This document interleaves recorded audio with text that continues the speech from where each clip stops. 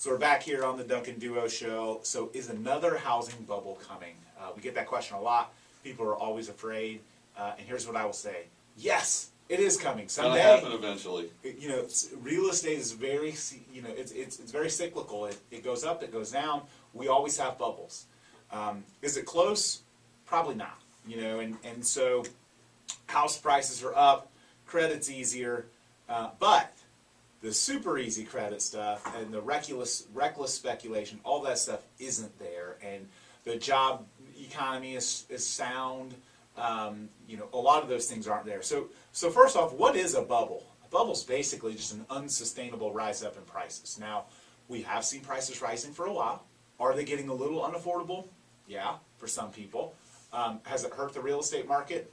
Not yet. Not ours. We haven't seen it yet. So, I mean, are there little ebbs and flows? Sure. But let's use, you know, let's use history as a lesson here. What caused the last bubble?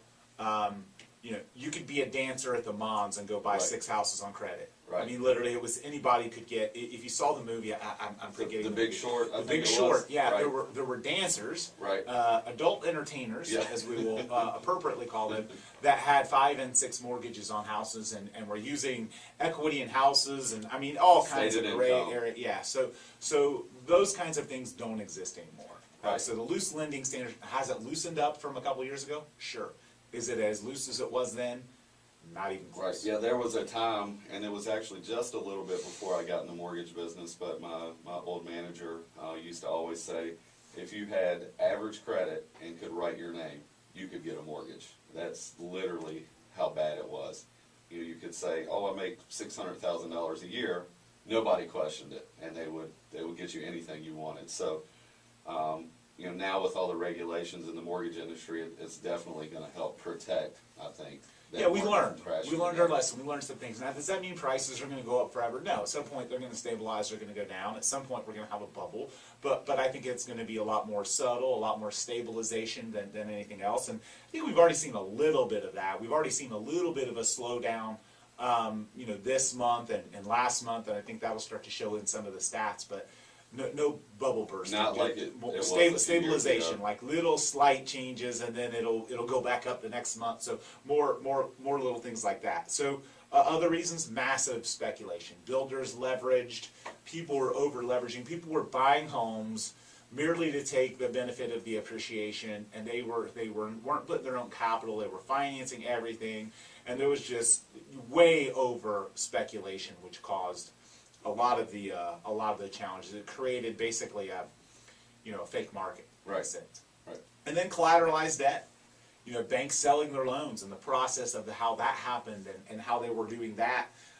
You know, they learned a lot from that. Some of the risky things they were doing back then, and some of how they interpreted and read the books of some of this debt is changed, and so that is fixed. So, you know, we've got stricter lending standards today, although it has loosened up in the last couple of years. It has.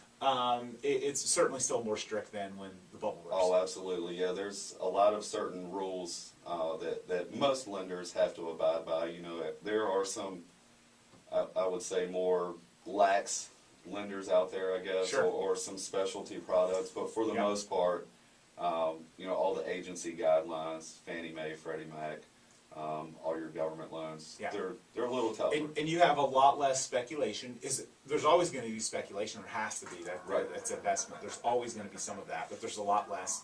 And there's certainly not a collateralized debt bubble like there was back then. But so why are prices rising? I think it's a real simple understanding as to why prices are rising. A lot of those things doing better, more faith in the economy, more faith in the job market, but also, and probably just as important, a lack of supply. Mm-hmm. You know, if all of a sudden a bunch of home sellers decide to take their gains from the last 2 years, it could slow things down. But there's a lack of supply in real estate, supply and demand, just like any market. If you have, you know, more of something than people want, prices go down. If you have less of something and people want it, prices go up. We have fewer homes than there are buyers out there for the homes, which causes prices to rise. Absolutely. The one struggle that we still see, and we're going to talk about this after the break, but we still constantly struggle with appraisals. Mm-hmm.